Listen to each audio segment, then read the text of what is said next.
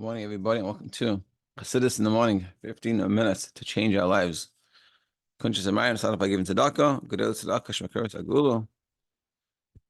And we're going to be davening in the shiurs in honor of all the yidden Eretz Yisroel and around the world, and specifically the soldiers and specifically the people that are still in captivity. The Mitzvah Hashem, the world should come to its senses and help them get out speedily. We're going to focus on Yochi ben Ziva. The Mitzvah Hashem Yochi ben Ziva should be healthy and safe. And yeah, only good. Okay. Let's go. We're coming pretty well. We're coming to the end. So we're going to finish off maamer Chaf Vav 26. And we'll start 27 today. Yeah, and now it's like it's very cool to watch. Like now he's like sort of putting everything together, clearing up, finishing up. Last final messages before we finish this. Let's see. So we're talking about this. So we started talking about shtus to kedusha. This is like a new concept, the chaf vav, that we added. That the shtus klipa, which means doing things that irrationally foolish. There's the negative, and then there's the positive. And now in chaf vav we've been discussing the positive aspect, the positive part of it. And in simple terms, one simple example we can use is one miftaim, meaning it's not like a normal thing to go on the streets and ask people if they, ask women if they have Shabbos candles and should light. That's just like logically in the way we normally work, we wouldn't just go do that. But we have this shtus in a positive way, and we go do those things. And that's a simple example. And then in our lives, we can figure out different, and another simple example I think of, it's not so simple, but I'm saying is because remember, the way it works is there's the normal, which is calculated, processed in our minds, and then there's the irrational in the positive, we're saying. So in our mind, we might tell ourselves something which is very limiting, a limiting thought, limiting ideas. Meaning limiting in the sense that, let's say we would say to ourselves, I'll give a story. This is like, I think it really encapsulates it. Basically, I was in shul on Shabbos, whatever, new shul that I'm like sort of been davening, and having for bringing, and there was a guy there that he's wanting to become Jewish. I don't know the whole story, but he's wanting to become Jewish. I know that much. And he asked us, his question was coming from the discussion of what's the interaction with the yid in regards to goyim? Like, how do we perceive it? What's the relationship? What are we meant to be doing? So he said to us, so there's a friend of mine, another guy and I, this other guy was, I know, whatever. I'd say he lacks a little bit of what's the word? Confidence, which is an unfortunate reality of a lot of people coming out of yeshiva, Balshev yeshivas, some of them also. Well, also more specifically.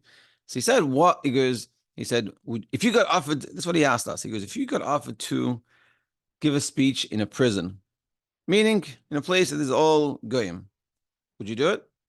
Well, I already, on many levels, I said, for sure. Also, I worked in Aleph, yeah, for sure.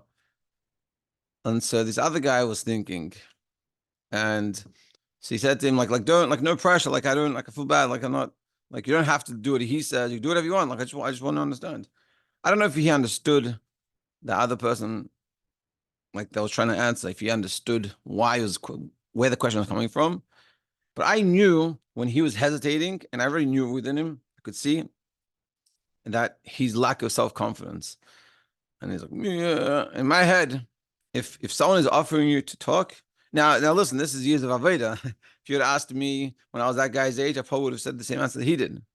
But now, and I would go, no problems. So in this person's mind, he was like, probably not. And so he's like, okay. I said, why?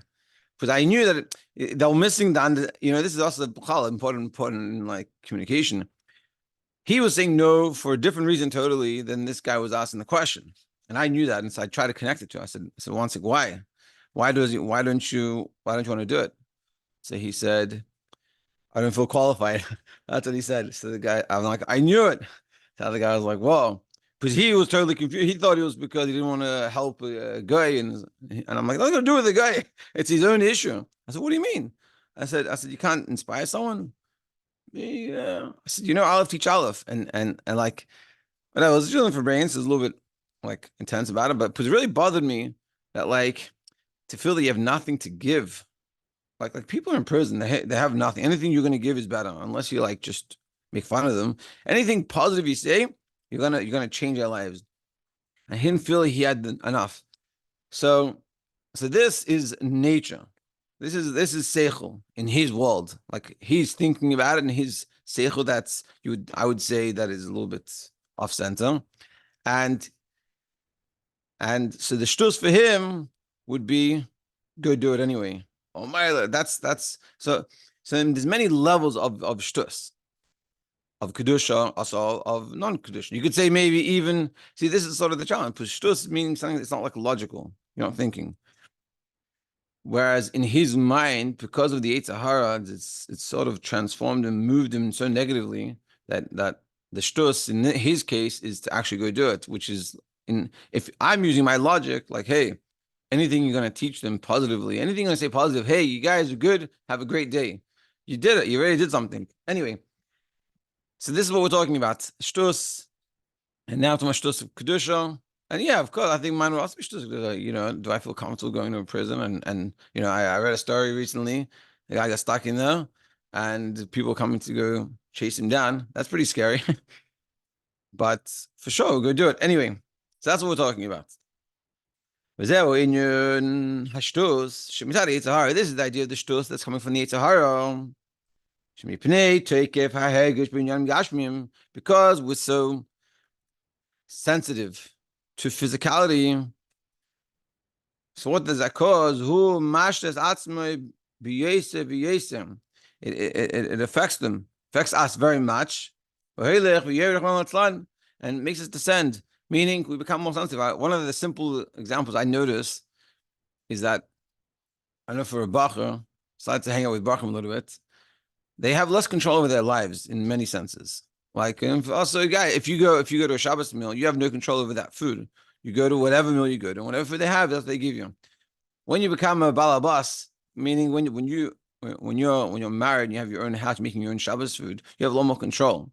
Now, a side issue with that is you can become a lot more picky, but you can decide what you're going to eat. Whereas when you have less control, you can hopefully more in a positive sense, you can be much more freer. So that's what we're saying, that the more you become sensitive to your physicality, the more it makes you descend, more it lowers you, but suddenly you become more picky, more difficult, and things in the physicality makes more of a difference, where they shouldn't make much of a difference to you. You don't go according to true logic. Like we said before about this guy, it's not true logic. And this is the shtus, this is the folly, this is the insanity or the foolishness of the other side of the negative. Which is below das.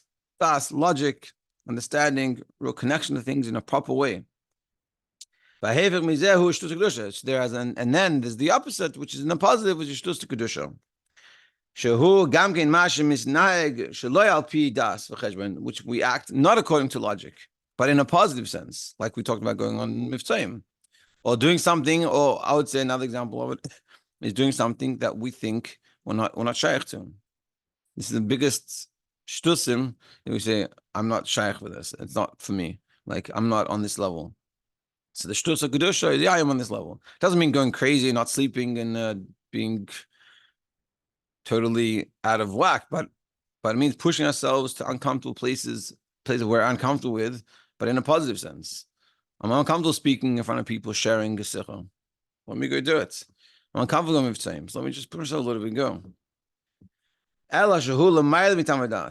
And this is above intellect. Before, when you do something negative, it's below intellect. But like in the case of this person, going to prison and speaking to them and trying to inspire them and teach them Hashem mitzvahs is l'mayla mitam v'das. V'hainu she'einu al pi das v'hergesh tivi deitz das tevirah. It's not according to the logic of the tree of knowledge, good and bad. But like we said before, that when Adam ate from the tree of knowledge, he became sensitive to himself in a negative way. We had a whole discussion about it. It was a milo, and we're saying it wasn't a milo. And before, his connection was ruchnius. I'm saying like meaning we come to eat.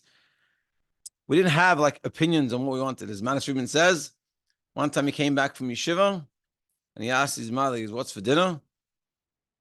And she said, "Food." And he said, "I never again did I ask such a question."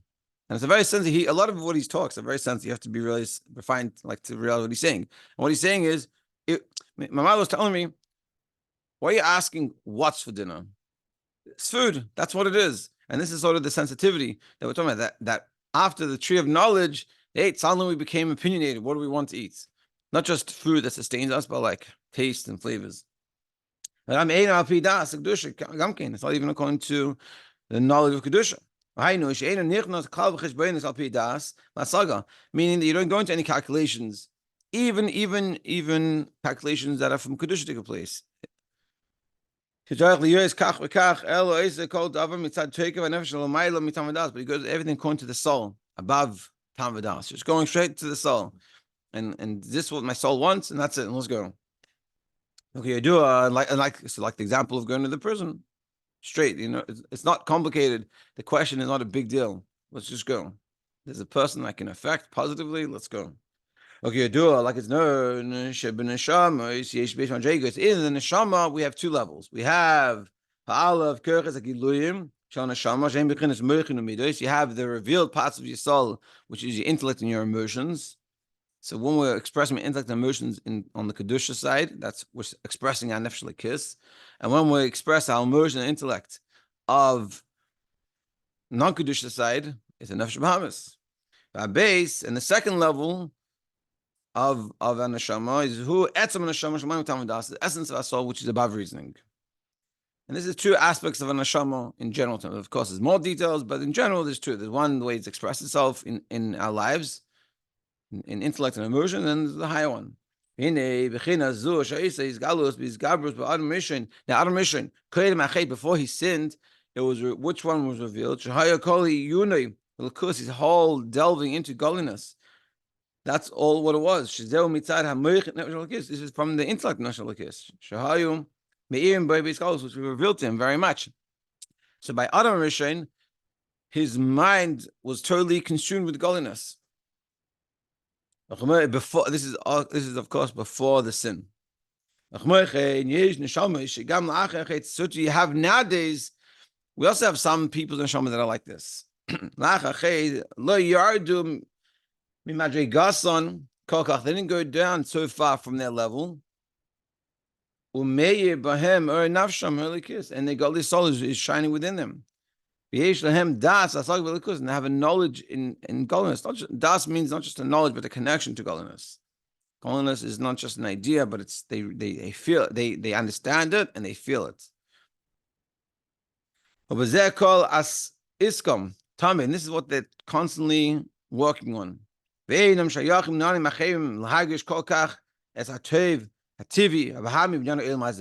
have no sensitivity to the physicality of this world. Just like, and think about it, for us, it would be the opposite. I mean, just like, you tell someone, oh, you know the difference between this food and that food, or this experience and that experience, this car and that car. We have very strong emotional opinions, meaning we really understand the difference. Eating some food that was cooked, a piece of steak that was cooked well versus a piece of steak that was cooked not well, we understand the difference very much. And it makes a very big difference to us. You have a chewy piece of steak that it's hard to bite. It's very not enjoyable. Whereas you have one that's cooked perfectly, it's like, what an experience. So that's what we have. So these neshamas that we're talking about, they don't have that experience at all in the physicality. They have that exact same experience, but in spirituality. But physicality, that doesn't make a difference to them which piece of meat you give them, it's all the same.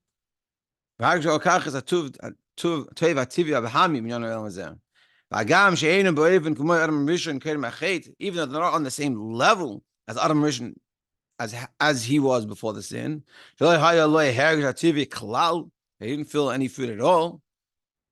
That's not to the extent we're talking about. They don't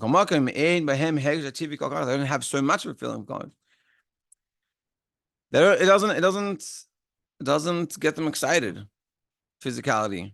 And when they eat whatever it is. They don't care. And I'm sure you probably met someone that seems to be less involved, less consumed into their food. And they don't get convinced and pulled by the Yitzhahara. And according to what we said before, that they understand the truth, that they have this it's a clarity, it's clarity, that they see things, that they understand what's true, and that godliness is true, and that's important, and they're sensitive to that, and that makes them less sensitive to the physicality, and it doesn't bother them. For us, every little change in weather makes a big difference. We look outside, it's a good day today, it's not a good day. If it's a bad day, it's going to ruin my day. And we're very sensitive to the physicality. So for them, and this is sort of the goal, is to switch that sensitivity of physicality to spirituality. And suddenly, and it's like these little things, it makes a difference. Kitzer. Elikim nasan la'adam hergesh eliki. Hashem gave us a sensitivity to godliness. Hashem mitzad zeh tzarich leida shetovasoi ha'amiti. Therefore, we should know that the true good for us, he b'torah mitzvahs. We should be sensitive to that. We should feel that. That should be something that we're very connected with. And the convincing and the turning away and the pulling us away from this. And the Yitzhahara is totally false and bad.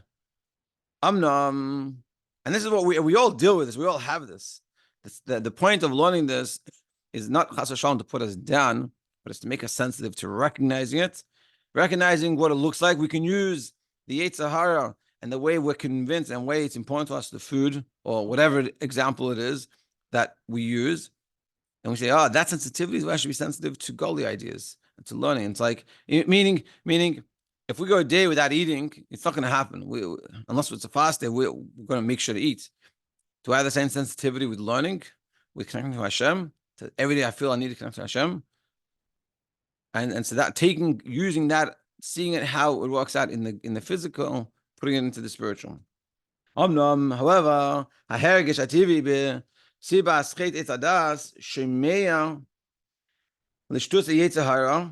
but that feeling of sensitivity of the nature of the physicality, because of the confusion that came about of the tree of eating from the tree of knowledge, causes us to hear to the foolishness of the Yitzhahara, which is below reasoning. Whereas the shtus of kedusha we talked about is above tamadas, above reasoning, going above logic, just like we say to ourselves, I have to do this, and whatever it is, above logic. I don't want to take too much time, so it's above logic. And then there's those that their godly soul is shining within them, and they have that sensitivity to godliness, and that's what we're trying to achieve. We're trying to push ourselves to be a little bit more sensitive to godliness and a little less sensitive to the physicality. Okay, so whatever. If I don't have my 15 pillows, and I don't have my perfectly cooked steak, but if I eat this, it's going to help me have a better day. Let me do it. Anyway, everyone should have an amazing day, and tomorrow we start Chaf Zayin of Chaf Ches. Two more. Mitzvah Hashem, I'll finish it this week. Everyone should have an amazing day.